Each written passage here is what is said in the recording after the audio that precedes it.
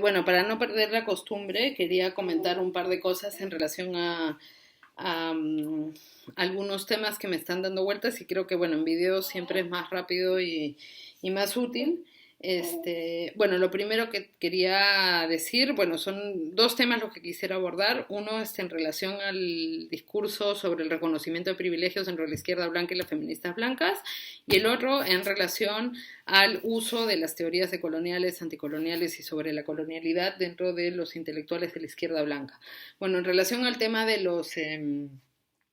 privilegios, decir que es bastante preocupante en cómo se está articulando un discurso desde la izquierda blanca y las feministas blancas en relación a este tema, porque creo que esto es un reclamo, lo del tema de los privilegios, o al menos como lo he estado viendo yo en los últimos años, que viene desde contextos racializados, migrantes, diciéndole a los compañeros de la izquierda blanca y de las compañeras feministas, compañero y compañera, por favor, usted está entendiendo de una manera con la que yo no estoy de acuerdo, o está entendiendo de una manera que me parece errónea, el tema del racismo, por ejemplo, o lo que tendría que ser la lucha antirracista. Aparte, usted obviamente tiene más altavoces, se le escucha más legitimidad construida para hablar, etcétera. Y usted está entendiendo esto de una perspectiva con la que yo no estoy de acuerdo, porque usted en la escala racializada social se sitúa en una posición de superioridad, porque tiene una serie de privilegios y esos privilegios le impiden a usted ver o entender el racismo como lo entiendo yo, o con las necesidades que se entienden desde los colectivos racializados, etc. Entonces, ese reclamo que se hace para ver los privilegios y reconocer los privilegios es para decir, hey, disculpa, pero muy bonita tu campaña, pero nosotros tenemos otra perspectiva que se construye desde ese otro lado, que normalmente es rechazada, y entendemos que la rechazas y no la asumes y no la respetas precisamente porque tu situación de privilegio te impide ver desde dónde estamos viendo nosotros como personas, por ejemplo, migrantes, etcétera, y que tú puedes ir a una oficina de extranjería haciendo acompañamiento a un compañero migrante, pero es distinto cuando uno vive en sus propias carnes un proceso, por ejemplo, de renovación de papeles, que como lo vive una persona europea blanca, y ese es el reclamo que se hacía en relación al reconocimiento de privilegios, para que entiendan desde qué lugar estaban operando sus discursos, desde qué lugar estaban operando todo esto. Pero ¿qué es lo que pasa? En el vicio de Europa y de los europeos por la superioridad, ¿qué terminan haciendo? Construyendo un discurso de culpa de, uy, yo reconozco mis privilegios, pero una vez que hacen ese ejercicio verbal, público, de reconocerlos, de decirte nada más porque es eso, te dicen, yo he reconocido mis privilegios, o yo reconozco qué tal, una vez que lo hacen, construyen una lógica de superioridad moral. Es decir, como yo ya reconocí mis privilegios, ahora yo estoy otra vez por encima tuyo, o yo me sitúo en este lugar en donde yo ya hice ese ejercicio de reconocer los privilegios, y entonces ahora sí te voy a explicar lo que es el tema del racismo, ¿no? Entonces, o simplemente voy a construir dentro de una lógica de superioridad moral y ética. Y lo otro, ¿cuál es el problema? Que esto ya lo he visto más en concreto en ya cuestiones más discursivas de ciertas luchas euroblancas antirracistas, que se usa un argumento, y que a mí me parece muy preocupante, de necesitamos ser antirracistas para ser una mejor sociedad. O sea, es decir, Europa y los europeos diciendo, necesitamos la lucha antirracista, necesitamos ser antirracistas, no para que dejen de perseguir a la población migrante, no para que a los compañeros racializados no se les saque la mierda, no para parar la violencia contra estos colectivos, sino para que nosotros como Europa seamos superiores. O sea, ¿qué nivel de perversión puede haber de estas lógicas de pensar de que quieren ser una mejor sociedad y por eso necesitan de la lucha antirracista? No es solamente una cuestión discursiva por la que me preocupa esto, o porque me parece, yo qué sé, como un tema interesante de analizar en la sociedad europea, ni nada por el estilo, sino porque el problema es que luego esto se transforma en discursos concretos, en políticas concretas y en situaciones concretas, como por ejemplo la del Ayuntamiento de Barcelona. Para no decir situaciones personales que las he visto un millón de veces en relación a esto. El Ayuntamiento de Barcelona, por ejemplo, construye todo el discurso de decir, uy, los valores fundamentales de la Unión Europea, esos que están por acá arriba, ¿no? Estos valores fundamentales de la Unión Europea no estamos respondiendo a los valores fundamentales de la Unión Europea, a esos valores europeos tan superiores como los ven ellos, nosotros los vemos de otra manera, porque están habiendo estos muertos en la frontera y porque no dejan pasar a los refugiados y porque todo este discurso que empiezan a hacer, ¿no? Que en realidad, si se fijan en la narrativa que han hecho, es de que tenemos que responder como buenos europeos, estar a la altura, ¿no? No de que, oye, mira la situación política que se está dando, el colonialismo tal o lo que sea. No, no, no, no, no. O sea, lo que importa es los valores europeos y responder con altura a esos valores europeos, ¿no? Y en un discurso de ser, otra vez, como esas luchas antirracistas que les digo, antirracistas, de ser mejor sociedad, supuestamente, ¿no? Entonces ahí lo único que hay son puras operaciones de construcción de superioridades, de la feminista que te dice, yo he reconocido mis privilegios, no sé qué, que está construyéndose ella como superior, hasta el ayuntamiento que te dice, tenemos que responder a los valores europeos, no sé cuántos tal, esos valores superiores obviamente, porque ellos son los dueños de la democracia, la libertad y todas esas cosas, tenemos que responder a eso y por eso tenemos que dejar pasar a los refugiados, no porque hay que dejarlos pasar, no porque el sistema mundo colonial es violento, no por nada de eso, sino porque tenemos que responder a la lógica europea de la superioridad, ¿no? Y entonces me parece bien complicado porque creo que desde ahí no se va a poder articular nada, porque después ves al Ayuntamiento de Barcelona cómo se tropieza y se da un golpazo en la cara con el tema de los vendedores ambulantes, mientras a la vez, por un lado, está construyendo todo este discurso supuestamente antirracista en relación a la población refugiada, a la vez está mandando esa misma gente que está dando esos mismos discursos, está tomando la decisión política de mandar a la policía a perseguir a los vendedores ambulantes migrantes en las calles de Barcelona y precisamente ¿por qué? Porque no han entendido desde dónde está operando, no lo han entendido, no han querido entender porque no tengo ni idea si será por una cuestión de que son personas muy perversas o son tontas, pero no han entendido el espacio de poder que tienen para decidir sobre, o no quieren reconocer el espacio de poder, o sea, el espacio de privilegio que tienen para decidir por sobre la situación de vida de las personas migrantes racializadas que trabajan en el espacio público de la ciudad de Barcelona y mientras tanto te van diciendo que welcome refugees para ser mejores, ¿no? Eso por un lado me parece bastante complejo, por otro lado también ver, por ejemplo, que en contextos de las feministas blancas todavía no logran entender y me parece increíble que por más mujer que ellas sean,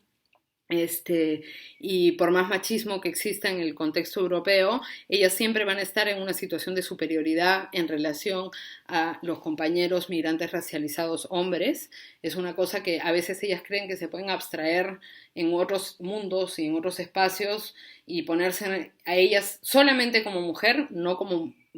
blanca y europea, sino solamente como mujer en relación a los compañeros migrantes racializados y ponerlos a ellos solamente como hombres. No existe porque siempre está todo esto entrelazado y considero que en el contexto actual, en la Europa actual, pues las compañeras blancas europeas siempre van a estar en una situación de privilegio con respecto a los compañeros hombres racializados. Por otro lado, me parece importante que a ver si en algún momento entienden que las cuestiones de género se articulan de otra manera de la línea para abajo. O sea, es decir, por ejemplo,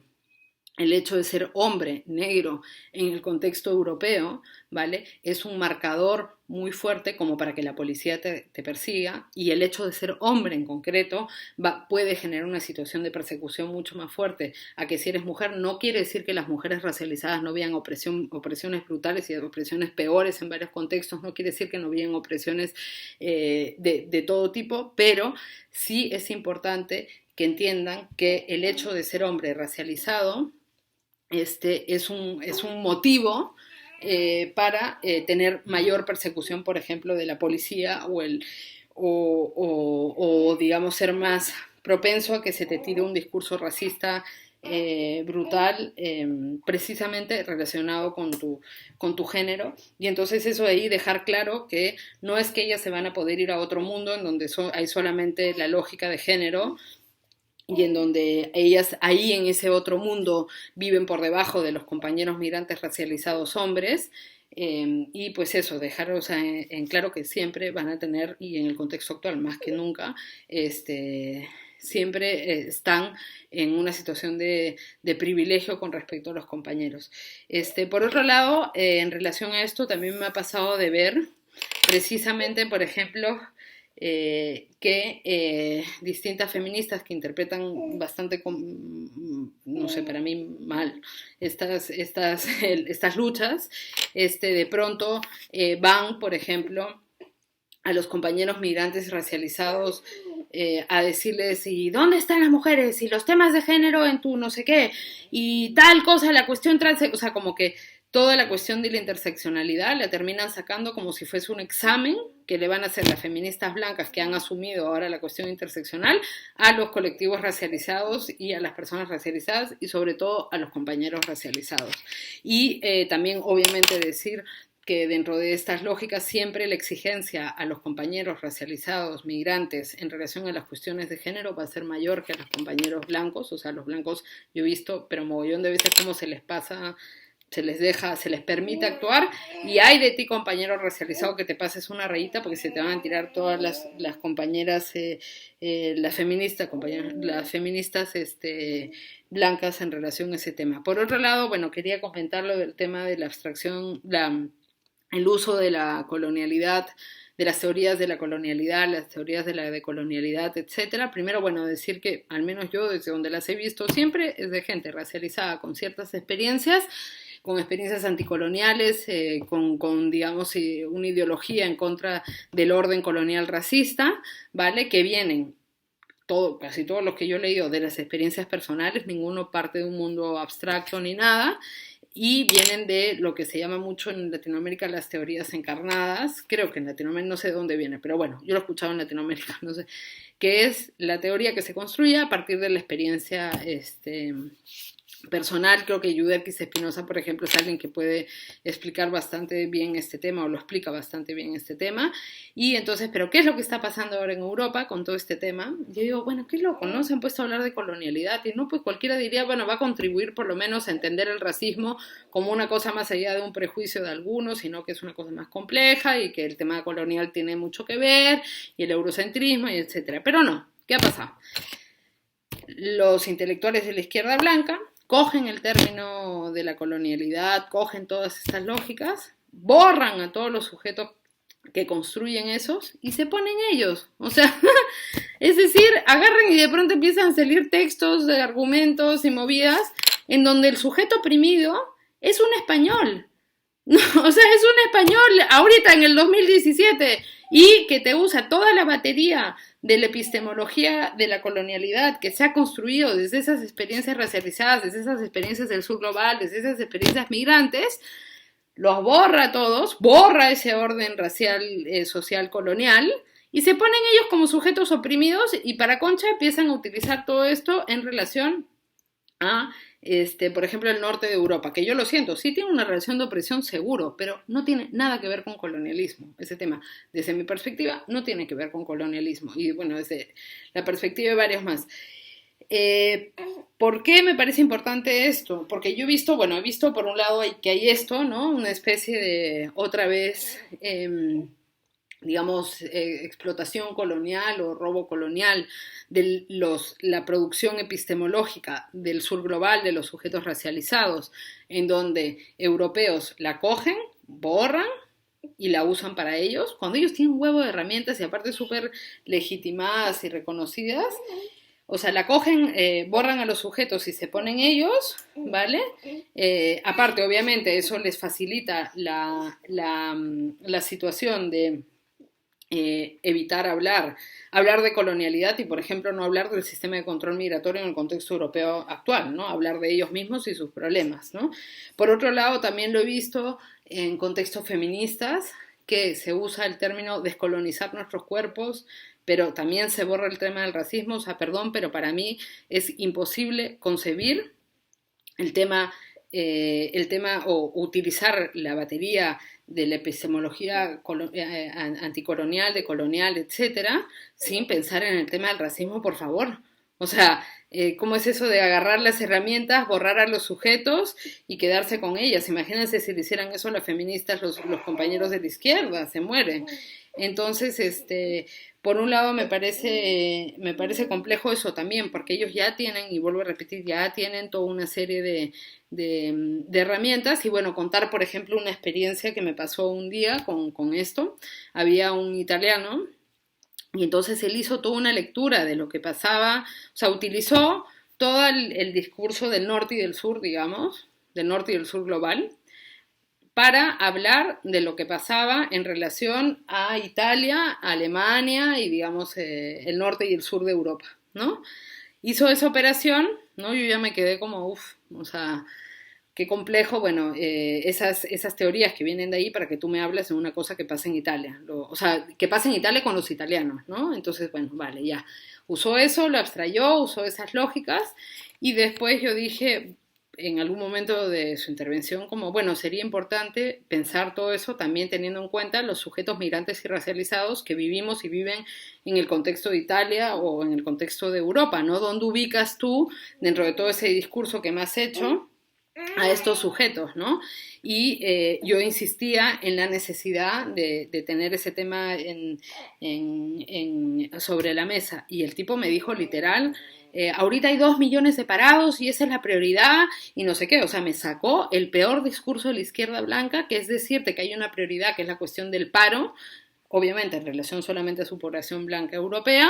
y que esa es la prioridad a debatir y que no, o sea, y que no venga a hablar ahorita ni, porque aparte es, ¿no? Dentro de lo básico que es su discurso de los refugiados y los inmigrantes, no vengas a hablar acá. Entonces, o sea, había una operación de extractivismo de esa epistemología producida por los sujetos racializados, por los sujetos migrantes, producida por el sur global. Se utiliza todo eso, se abstrae, se borra el sujeto, se saca y después, cuando hay un reclamo de decir, perdón, pero esos sujetos provenientes del sur global, esos sujetos racializados que están vinculados precisamente a esas epistemologías que tú estás utilizando para hablar de colonialidad en relación a Italia y Alemania, te dicen, no, eso ahorita no es prioridad porque ahorita tenemos mucho paro y hay mucho desempleo y no sé qué, ¿no? Entonces, a ese punto llega esa situación o después de ver a feministas blancas que usan el término colonialidad para hablar de sus cuerpos blancos solamente en relación a sus cosas de blancos. Entonces, pues yo no estoy de acuerdo con que se utilice los términos y la epistemología de la colonialidad que viene de unas cuestiones históricas, de unos cuerpos concretos y de unas experiencias concretas y pues que me parece bastante aberrante porque obviamente como la izquierda blanca y los intelectuales blancos tienen un huevo de recursos, ahora se habla mucho de colonialidad en el contexto español, pero quienes llevan la batuta son en su mayoría esta peña con este tipo de operaciones, no digo todos, obviamente siempre hay su excepción de algunos compañeros europeos blancos que manejan las cosas con muchísimo respeto,